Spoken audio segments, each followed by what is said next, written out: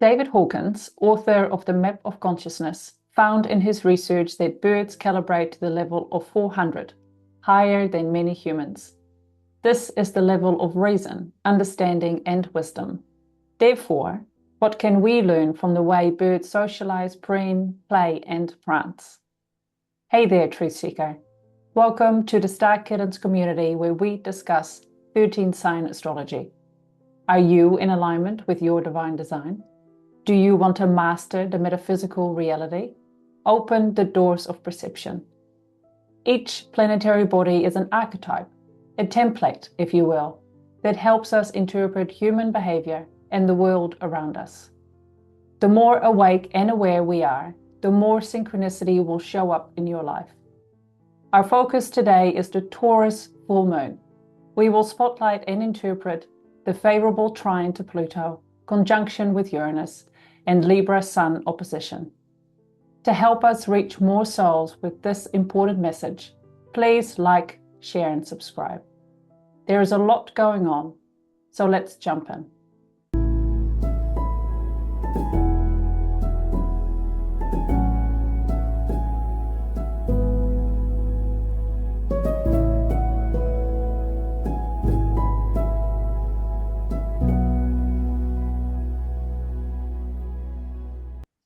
Kia ora. Thank you for tuning in. Hello, David.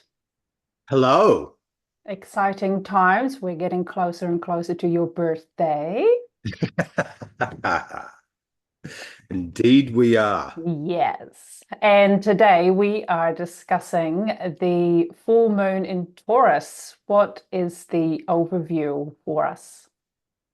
So super excited about this reading. Always excited about readings, but this particular one has got a little bit of a twist to it. We're going to look at the bird kingdom and what it can teach us about socialization.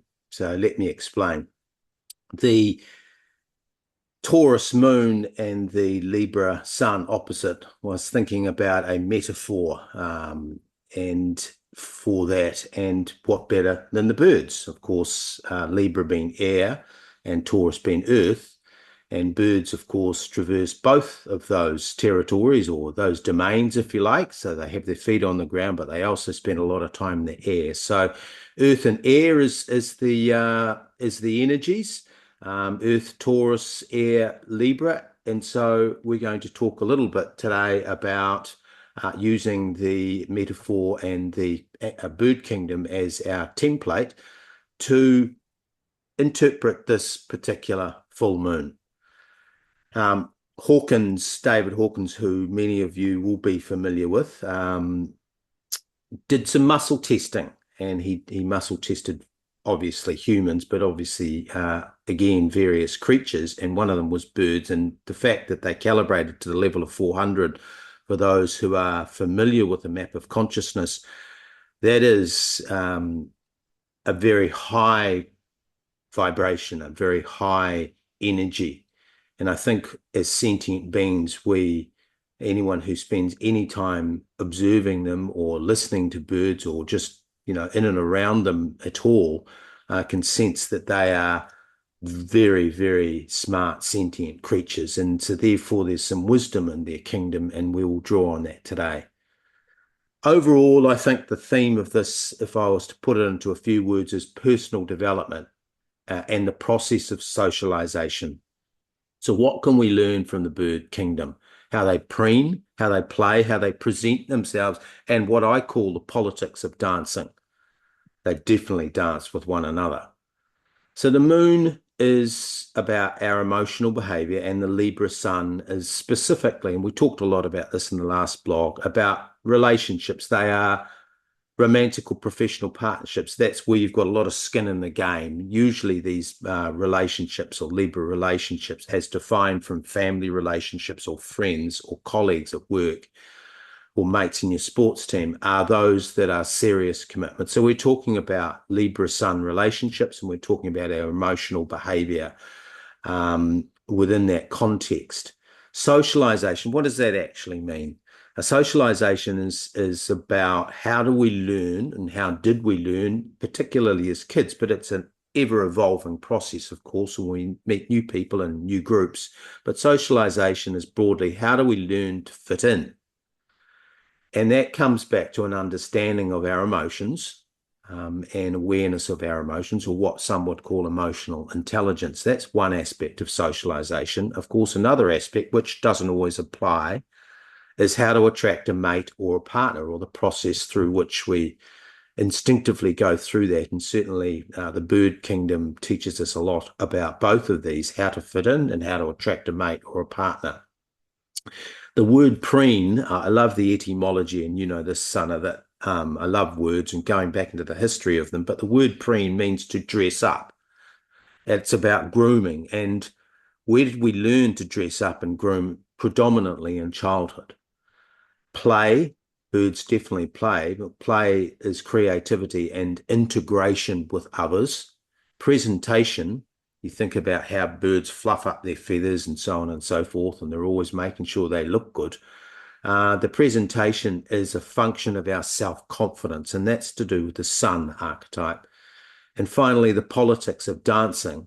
This is about self-expression, and anyone who loves to dance, no matter what form it is, no matter what type of music it is, it is about abandonment, and you are abandoned to the moment, and in that flow state and harmony, if you truly let go, it is a beautiful, beautiful process. But of course, when there's a lot of people dancing, as we sometimes see with a flock of birds, there's definitely some politics behind that. So we'll touch on all of these things: birds, how they preen, play, present, and how this all weaves into the idea of socialization, which is Moon energy of emotions and Libra energy of relationships. Thank you. And it's, it's that fine line between wanting to fit in, but then also being your own person and look at me, that head above the crowd, so to speak. So, as you already said, Sun is still in Libra. If you use your app on your smartphone, you'll see exactly that the Sun is sitting about 2/3 down in the Libra constellation, and the Moon has just moved into Taurus, 0 degrees Taurus at this full moon. So, how do the energies interact with each other? When the moon or any planet or planetary body moves first into a constellation at that 0 point, it's said to be the most potent, and this is what they call the ingress technically in astrology. So 0 is a very, very powerful, energetic. Even the shape of the 0 talks about something being birthed in the womb of creation and something coming into being. This is very feminine energy, by the way, whereas 1 is the masculine energy. But we always start with 0.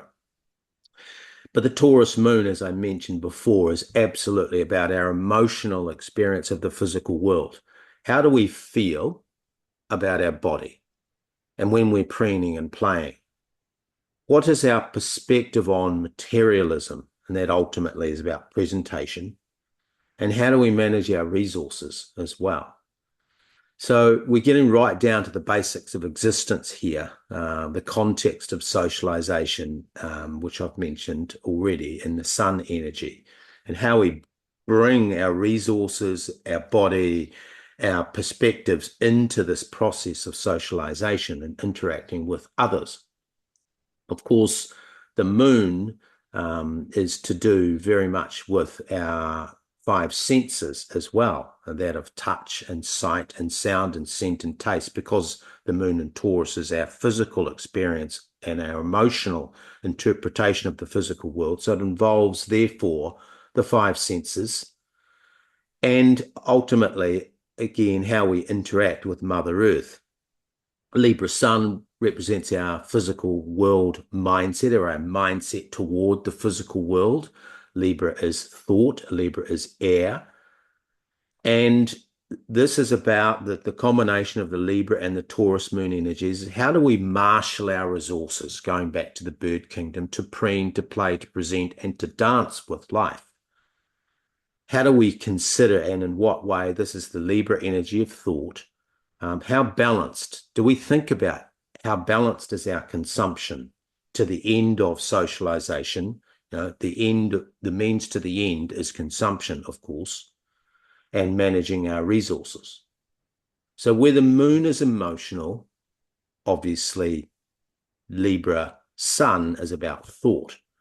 So how do we think and feel about the mundane world that has a big influence on our mind-body relationship? These thoughts, these feelings, these energies that we circulate affect our physical behavior, our stress levels, our well-being, and ultimately that flows into how we preen, how we play, and how we present ourselves to the world. Of course, Libra and Taurus are, the guardian is the beautiful planet Venus. She sits over both those energies. So when we think of Venus, we're talking about beauty, self-care, adornments, clothing, presentation. Again, that word comes through. But also in the context of Libra, how do we entertain? And I wrap all of this up into what I would call, we have social IQ. Many would talk about the intelligence quotient, but I believe that there's also a social IQ. So this is social IQ. How do we love and laugh together in the context of these hearty and nourishing committed relationships? And if you're not in a relationship, how do you do that anyway? Because ultimately, many of us are actually looking for a soulmate, a twin flame, that person that we can share our life with. Yeah. And I think also a lot of that behavior that we present as adults will start in childhood as well. You know, I'm a mother of two young children, and the difference between different kids, you know, some have no difficulty at all talking to adults, and they'll look them straight in the eye, and other children, unless it's their parent, they are so shy and they'll hide behind. And it's how do they then become as adults? Are they able to have those tough conversations with the people that matter, whether it's a boss or a loved one? So it will be interesting to see how that unfolds for me to witness my children getting older. Just wanted to share something else about that, the love for oneself. Some of you watching this might have heard, you know, look in the mirror and tell yourself that you love you. And I've tried, and it's a little bit awkward at times. But recently I have started talking to my body and scanning my whole body. I often start at my toes. I do this just before I go to sleep. So I lie in bed and I go and I say out loud, I love you, toes. I love you, feet. I love you, calves and shins, and move up through my whole body to really talk to it.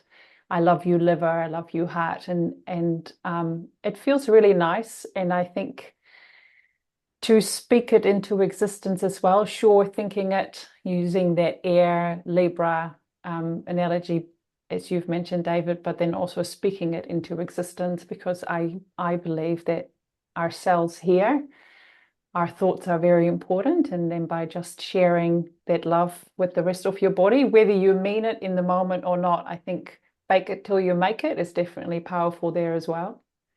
So maybe something for you to try. I do it at night and when I wake up. So I'll keep you posted on how my body is feeling. So moving on, as I said, the moon is 0 degrees in Taurus, and just 1 degree moved on from there sits Uranus at 1 degree Taurus. So how do these two beautiful energies work together?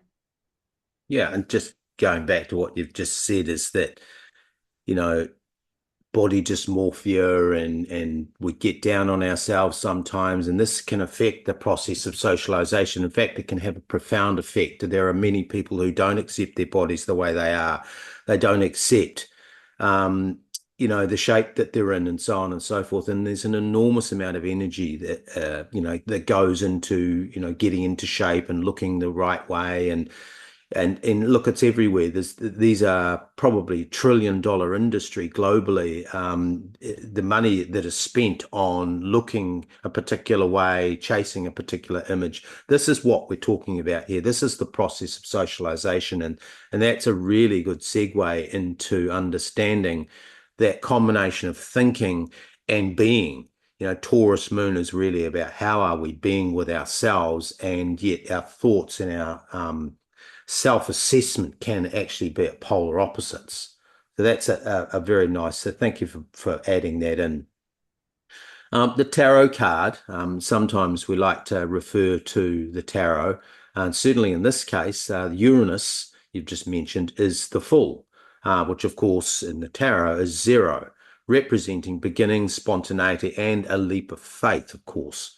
Uranus is the archetype of what we call a breakdown or breakthrough, clearly associated with lightning strikes, metaphorically, and that is to do with awakening and shifts in consciousness and the steps on the evolutionary ladder or growth of consciousness.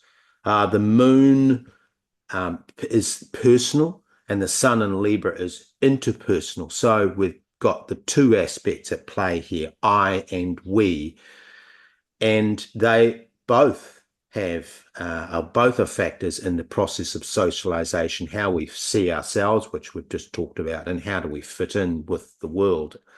The moon is also what we believe is the repository of soul memories. Therefore, it is the archetype of what the Vedics call the manas, that's M-A-N-A-S, manas, the faculty that coordinates sensory perceptions before they are presented to consciousness. So in other words, those perceptions that we talked about, those 5 senses of touch, sight, sound, scent, and taste, what the Vedics believe is that the moon energy or the moon archetype, the manas, this is all, metaphorical, that manas is the processing center of those perceptions, and they are processed and filtered through the unconsciousness, which is the moon energy, before they are then presented to our rational or literal mind, which of course is the archetype of Mercury.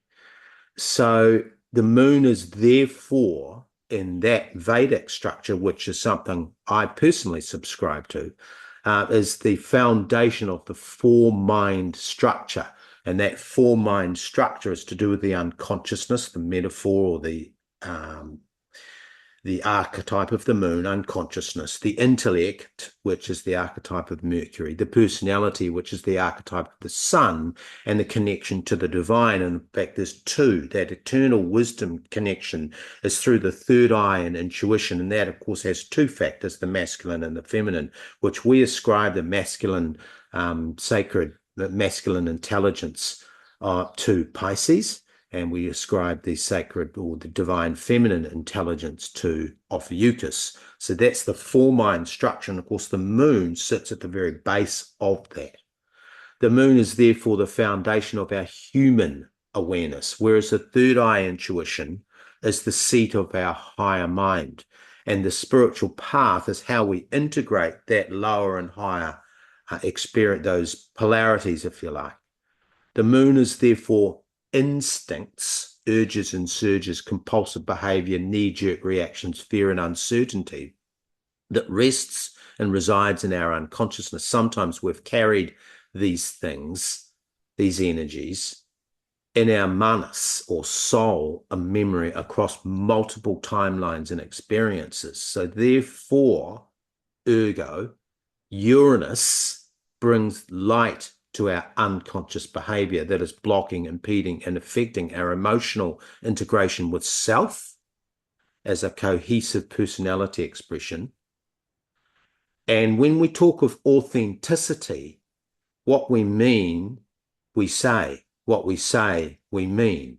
There is coherence between our head and heart when we are in alignment, when we are aware of those blockages and impediments, whether they be body-mind blockages or emotional blockages. The role here of Uranus is to bring that to the surface, sometimes in quite a dramatic way. You see, if we don't consciously confront, particularly instincts, that's where we have really strong reactions to something.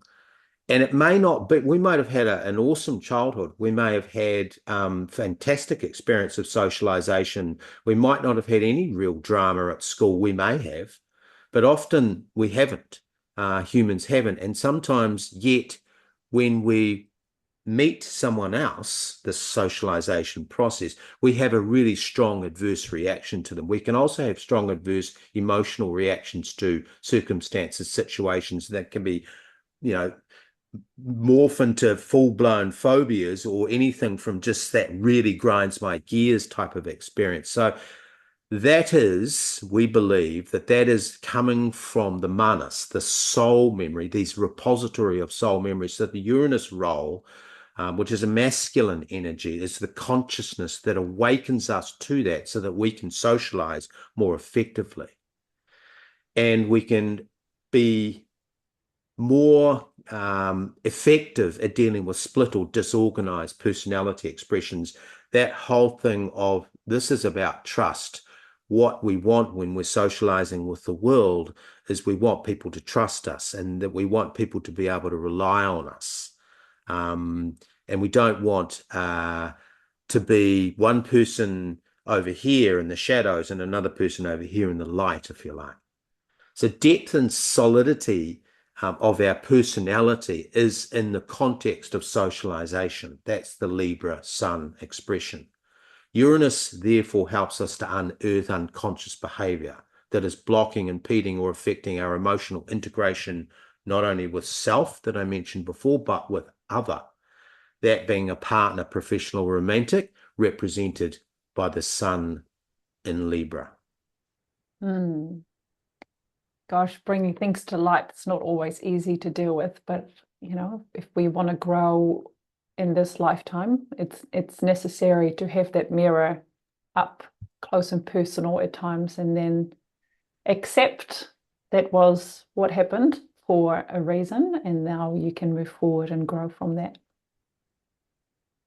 So we have spoken about Pluto many times, including the last one, but this time it's making a favorable trine with the full moon. So Pluto is just on that cusp still, Sagittarius and Capricorn, making a beautiful trine with Taurus Moon. How does that fit in? Yeah, look, it fits in beautifully to what we've just said about those unconscious blocks, those patterns of behavior that are impeding or affecting our emotional integration with self, or our emotional integration with other, either or both of those scenarios. And we talked last time about the Plutonic pathway, as a template, as a methodology to overcome some of those, let's call them trapped emotions, self-limiting attitudes and beliefs. And I mentioned right at the beginning that this full moon is, if you were to use a description, it would be personal development. And the context or the template that we've been using is that of the bird kingdom. And we've looked at, how they preen, how they play, how they present to one another and to the world, how they prance and pirouette, how they dance, look, how they shimmy, sway, twirl, and whirl with life, the emotional experience of the physical world, often how we're moving and flowing. And that's why I talk about the politics of dancing. Where we are blocked, bedeviled by doubt or self-sabotage, where we shoot ourselves in the foot, or experience imposter syndrome, all of that is coming from that manas experience. And sometimes you can't isolate it. That's the key. You can be looking back, and as I mentioned before, and thinking, there's nothing, I don't immediately see the trauma. Well, this is because we believe that the manas, or the soul memories, traverses across timelines and across dimensions as well. So it may be coming from parallel experiences that you've had, or previous lives, if that's what you believe. Certainly, all of those sabotage behaviors that come from the emotions, the unconsciousness, detract from our ability to socialize. And we can find solace, therefore, in the Plutonic pathway, because it really gives us a solid framework as how to move forward and how to identify and move through this.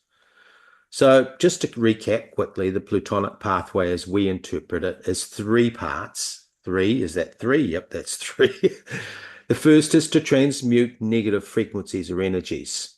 So that comes from awareness. So in this context, we're talking about Uranus awakening, awakening to ourselves, awakening to those patterns of behavior, those subconscious behaviors, those limiting beliefs, those trapped emotions, the imposter syndrome.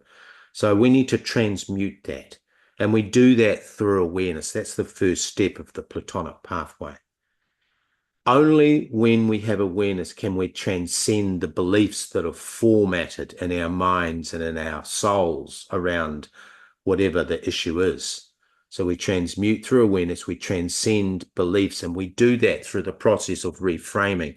We cannot reframe what I call the Rubik's Cube analogy, or the analogy is that of playing with the Rubik's Cube, or it's playing with the story that we've told ourselves and simply reframing it. And that is a very powerful technique on top of transmutation of negative energies, which is the step of awareness. The transcendence process is getting down to the level of beliefs and saying, look, I thought that about myself, and you just talked about that before. You literally are transcending beliefs about your body when you have that self-talk. And then transformation is the third part of the prize. So we're transmuting awareness, we're transcending beliefs, and then we can transform, in this case, scenarios, our body, our mindset, our emotions, through knowledge and action. So that's what we define as the Platonic pathway. And of course, the trine between the moon conjunct Uranus, the emotional awareness, and then the sun opposite, which is the process of socialization. This Plutonic energy, or Pluto energy, is about transmuting, transcending, and transforming so that we can become more confident, more effective, more efficacious, more vivacious, more engaged with life. And remember that the process of socialization ultimately is, how do we fit in and how do we find a mate? Now, the two aren't necessarily linked. Some of us may not want a mate, or might not be the time for a mate, but certainly fitting in is a key part of how we move forward as humans in the collective of humanity. And what what a ride it is to be a human at this time. Oof. So just to recap, from my part, looking at the chart, we have the sun at 15 degrees Libra, the moon at 0 degrees Taurus, with Uranus right next door at 1 degree Taurus, both making a beautiful trine, with Pluto sitting on that cusp of Sagittarius and Capricorn. So how would you like to summarize these energies? Is that how you do it? Yep, Sure. something like that.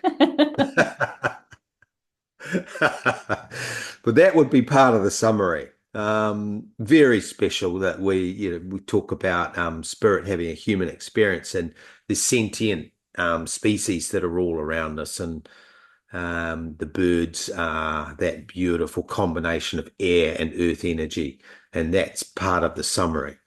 But it's a personal development full moon. Sometimes we have new and full moons that are about the collective and the big things going on out there in the world, but this is very much personal. Taurus Moon and Libra Sun combined is the process of socialization. We can look to the bird kingdom, and we can examine how they preen, how they play, how they present, how they prance, and how they pirouette. Taurus here is about the shimmy, sway, twirl, and whirl with life. Our emotional experience of the physical world influences our self-expression, i.e. how we preen, how we play, how we present. Socialization is the process of personal growth and development by working on our best self. And that's multimodal. That's mentally, emotionally, spiritually, and physically. And socialization also is about interpersonal growth, our best self in relationship. And as we've mentioned in our last blog and mentioned here as well, that relationship, that Libra relationship, isn't always romantic. It can be you're in a business partnership with somebody, That is also a Libra relationship. Libra is defined in relationship context by skin in the game, something very serious about that relationship. Usually it's a contract, implied or explicit contract. Sometimes it's written down. It could be a marriage contract or a business contract. That's how we define these Libra relationships, as opposed to friendships and mates and family members, which is all different archetypes. So the socialization is personal and interpersonal. And Uranus awakens us to trapped emotions, to self-sabotage, to imposter syndrome, the bedeviling thoughts that hold us back, that impact our self-confidence and how ultimately we preen, we play, we present, and we prance with life. The Plutonic pathway is a personal template for redemption.